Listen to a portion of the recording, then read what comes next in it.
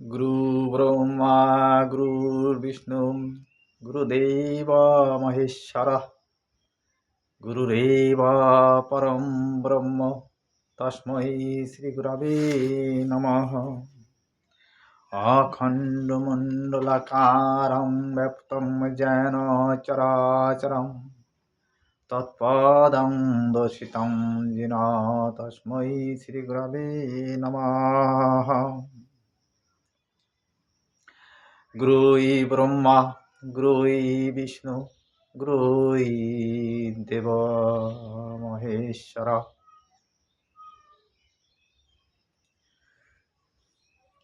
गुरु তিনি এক অদ্বিতীয় ব্রহ্ম, তিনি অখণ্ড।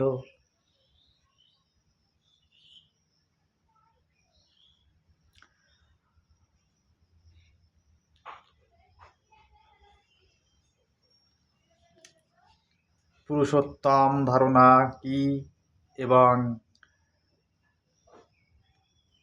আমরা অনেক ভক্ত ঠাকুর অনুকূল চন্দ্রকে ভগবান বা পুরুষোত্তম বলে মানেন। পুরুষোত্তম ধারণা কি এবং কেন অনেক ভক্ত ঠাকুর অনুকূল চন্দ্রকে ভগবান বা পুরুষোত্তম বলে মানেন।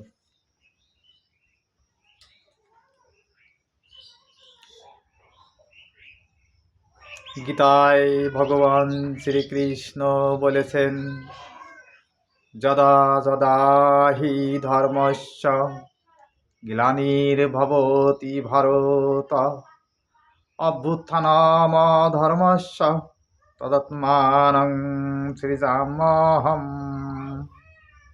পরিত্রাণায় সাধূনাং বিনাশায় চ দুষ্কৃতম ধর্ম সংস্থাপনার্থায় সম্ভবামি যুগে যুগে।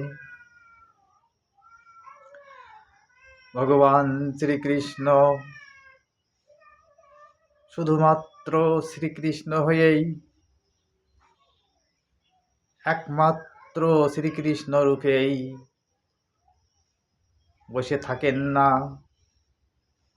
তিনি যুগে যুগে ধর্মের গ্লানিতে সমাজের বিশৃঙ্খলা অবস্থায় নতুনভাবে লীলা করেন, নতুন রূপে আবির্ভূত হন। সে কথা তিনি গীতাতেই শ্রী অর্জুনের সামনে পরিষ্কার করে বলে গেছেন। গীতার ভগবান শ্রীকৃষ্ণের মুখশ্রিত বাণীকে ধারণ করে লালন করে এই সত্যকে প্রাণে রেখে তারই ধারাবাহিকতায় গৌরাঙ্গ মহাপ্রভু শ্রীরামকৃষ্ণ পরমহংসদেব হয়ে নব বৃন্দাবনের শ্রী শ্রী ঠাকুর অনুকূল চন্দ্রকে ভক্তরা একাগ্র চিত্তে মানেন, লালন করেন। এই দৃশ্যটা দেখে আজকে অনেকেই অনেকভাবে প্রশ্ন তুলেন। তারা বলেন একমাত্র শ্রীকৃষ্ণই ভগবান, আর কেউ ভগবান নয়। এই কথাটা কতটা গোড়া হয়ে তারা অন্ধের মতো বলেন, সেটাই ভাবার বিষয়। আসলে কৃষ্ণই যদি একমাত্রই ভগবান হন, তাহলে কৃষ্ণ কেন গীতার ভিতরে বলে গেলেন না, আমি কৃষ্ণ হয়েছি আর কোনোদিন কোনো কিছু হব না? কৃষ্ণই তো বলে গেছেন, আমি নতুন নতুন রূপে নতুন নতুন ভাবে আবির্ভূত হই। তাহলে এই কৃষ্ণই একমাত্র ভগবান বলে বলে এই যে গোড়া হয়ে ঘোড়ার মতো বলে বেড়াচ্ছেন কৃষ্ণ ছাড়া আর কিছু মানি না। কিন্তু কৃষ্ণকে তো মানতে হবে, আমরাও স্বীকার করি, আমরাও লালন করি, আমরাই সেই কৃষ্ণের কথা অনুযায়ী নব কলেবরে কোথায় কিভাবে আসছেন, এসেছেন, আসতে থাকবেন, সেটাও তো অনুসন্ধান করি। কৃষ্ণ বলেছেন, আমি অতীতে মৎস্য, কূর্ম, বরাহ, বামন, পরশুরাম বিভিন্ন অবতারে অবতীর্ণ হয়েছিলাম। সবই আমার পুরনো পুরনো ছিল।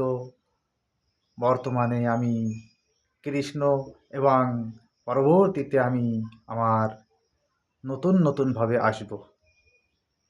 গীতা মানতে হবে।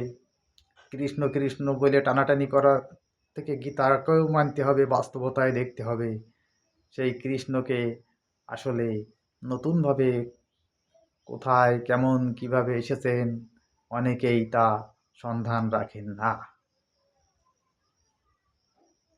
কৃষ্ণের কথা যেমন সত্য, কৃষ্ণেরও যে পরমাত্মা বা যে হাইয়েস্ট দ্য সুপ্রিম সোল তাও সত্য। তার মুখশ্রিত তার যে অবতীর্ণ বা অবতার এটাও সত্য।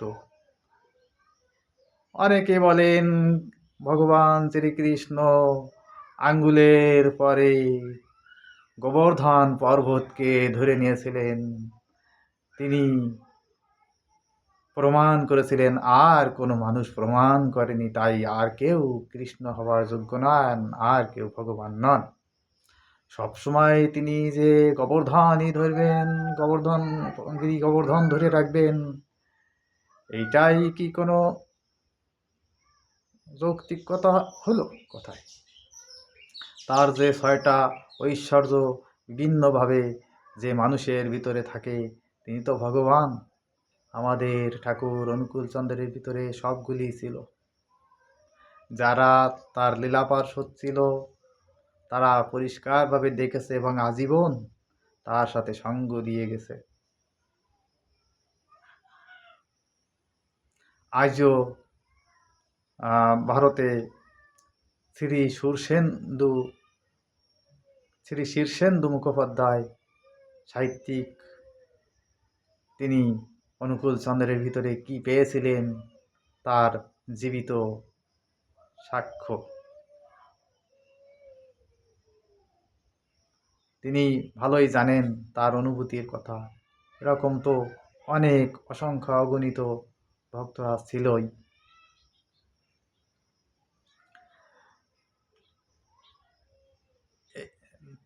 যারা কৃষ্ণই একমাত্র ভগবান বলে বলে এত বুঝন, তারা তো গীতার লাইনই মানেন না। গীতার লাইনে যিনি বলে গেছেন এবং তিনি সর্বশক্তিমান, তিনি চিরন্তন, তার আগমনের রাস্তা ঠেকানোর ক্ষমতা পৃথিবীতে কারো নেই। সে কথা সত্য এবং তিনি আসবেনই। দুঃখের বিষয়, ওই অতীত আমলের কল্পিত ভগবান শ্রীকৃষ্ণের বিকৃত ছবি, যার কোনো প্রমাণ নেই, বিকৃত ছবি নিয়ে নিয়ে মাথায় গুঁজে ভগবান ভগবান করে বুঝে একমাত্র ভগবান কৃষ্ণ বলে বলে বুঝে যাচ্ছেন। অথচ স্বয়ং গীতা গ্রন্থের ওই কথাটা ওনারা কোথায় ছিটকে ফেলছেন, নিজেরাই আসলে কৃষ্ণকে মানেন কিনা ওটাই প্রমাণ দিয়ে যাচ্ছেন তারা।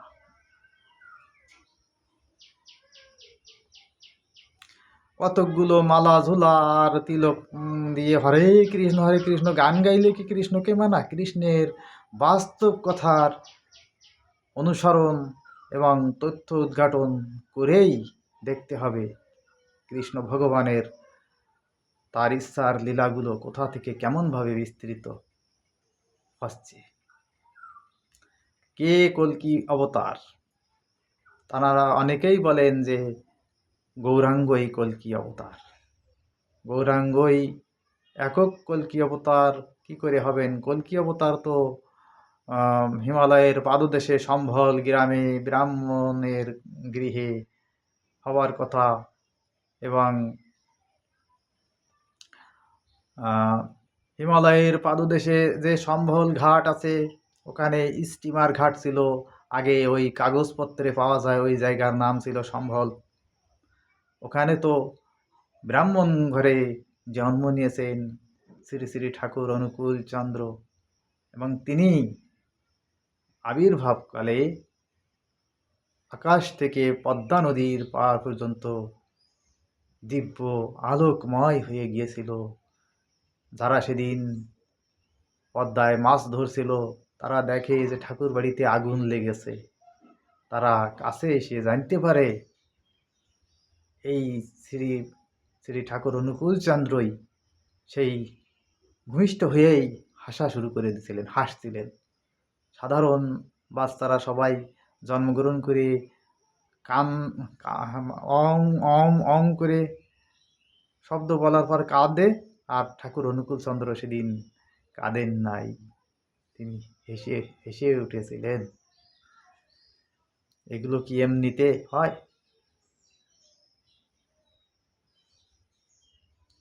আসলে ওই যারা পথভ্রষ্ট কৃষ্ণর নাম গায়, কিন্তু চোখ তাদের এত অন্ধ যে কৃষ্ণের নব আগমনকে আর দেখার ক্ষমতা হয়নি। উল্টো পাল্টা বলে বলে মাঠঘাট চষে বেড়াচ্ছেন।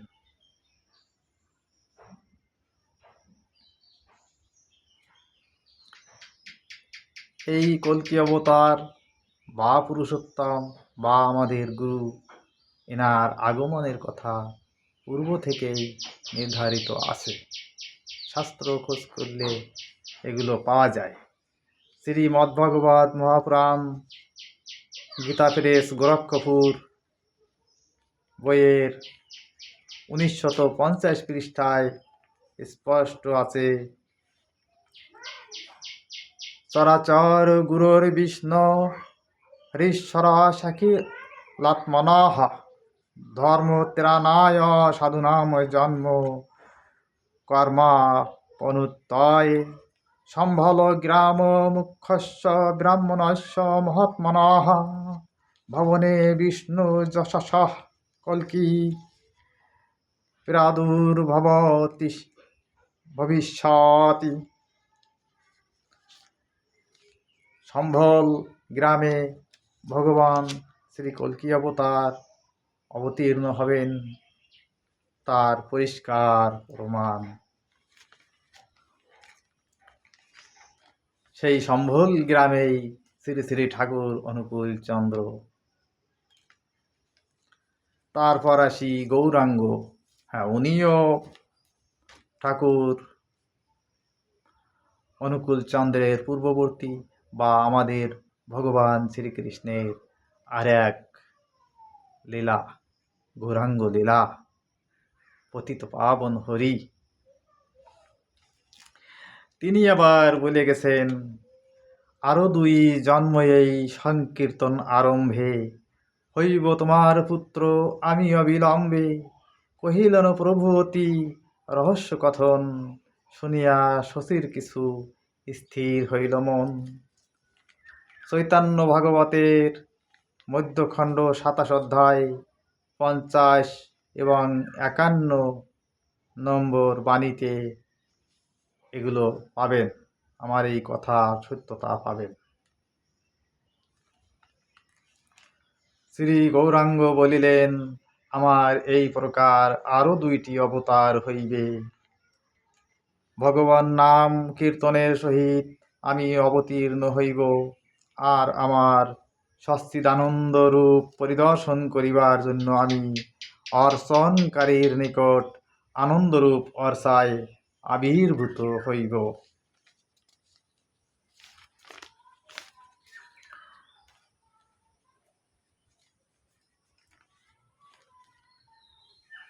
এ কথা সত্যতায় তাহলে তিনি তার পরে আর 2 বার যদি আসেন, সেই ধারাবাহিকতায় রামকৃষ্ণ পরমহংসদেবের দিকে দৃষ্টিপাত করি। রামকৃষ্ণ কথামৃত খণ্ডের 3:24, ওখানে 24, 12 1883 খ্রিস্টাব্দে শ্রী রামকৃষ্ণ পরমহংসদেব বললেন, আর একবার আসতে হবে, তাই পার্শ্বদের সব জ্ঞান দিচ্ছি না। তোমাদের যদি সব জ্ঞান দিই, তাহলে তোমরা আর সহজে আমার কাছে আসবে কেন? ভক্তগণের সামনে শ্রী শ্রী রামকৃষ্ণ পরমহংসদেব কথা বলেছিলেন। তিনি আরও বলেছিলেন, তখন অনেক লোক মুক্ত হবে, আর যারা হবে না, মুক্তির জন্য দীর্ঘকাল অপেক্ষা করতে হবে। শ্রী রামকৃষ্ণ পরমহংসদেব কথা রেখে গিয়েছিলেন তার ভক্তদের সামনে। তাছাড়া শ্রী শ্রী মা সারদা দেবী তার কথা প্রসঙ্গে বলেছেন, ঠাকুর রামকৃষ্ণ বলেছেন, আবার শিগগিরই আসবেন, এবার সংসারী হয়ে স্ত্রী পুত্র সহ। যুগাবতার শ্রী রামকৃষ্ণদেব 1886 খ্রিস্টাব্দে ইহলীলা সম্বরণ করার পর 1888 খ্রিস্টাব্দে যুগ পুরুষোত্তম রূপে আবির্ভূত হন। সেই যুগ পুরুষোত্তমই হলেন শ্রী শ্রী ঠাকুর অনুকূল চন্দ্র। এই সত্যকে মানতে হবে। মহাপুরুষ বলেন বা ভগবান বলেন বা অবতার বলেন, তাদের কথার যে ধারাবাহিক সত্যতা, এই অনুকূল চন্দ্রের ভিতরেই আমরা পরি পাব। ওই যে আমাদের যে একটা কথা আছে, হরের নাম হরের নামৈব কেবলম কলৌ নাস্তেব্য নাস্তেব্য নাস্তেব্য গতিরন্যথা। যে হরির নাম এবং হরির নামই কলির একমাত্র পথ। হ্যাঁ, কথাটা ঠিক আছে। ওই সেই হরি, জাগ্রত হরি, সবই এসে মিলে এই ঠাকুর অনুকূল চন্দ্রের ভিতর। এখানেই থাকে আমাদের সেই সেই অরিজিনাল শ্রীকৃষ্ণের দীপ্তরূপ। এখানেই থাকে ভগবান শ্রীরামচন্দ্রের পুরুষোত্তম মর্যাদার স্থান। এখানেই থাকে ভগবান আমাদের মহাপ্রভু শ্রী গৌরাঙ্গের অবস্থান। এখানেই থাকে শ্রী রামকৃষ্ণ পরমহংসদেবের কথার বাস্তবতা অনুযায়ী নিজেরই পুনর্গমন। তাই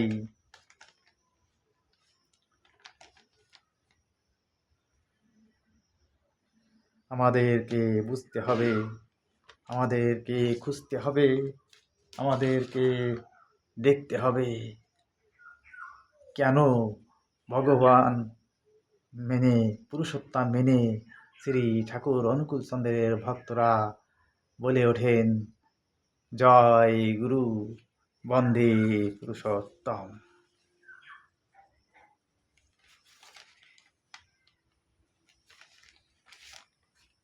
সবার মঙ্গল হোক, সবাই সত্যকে জানুন,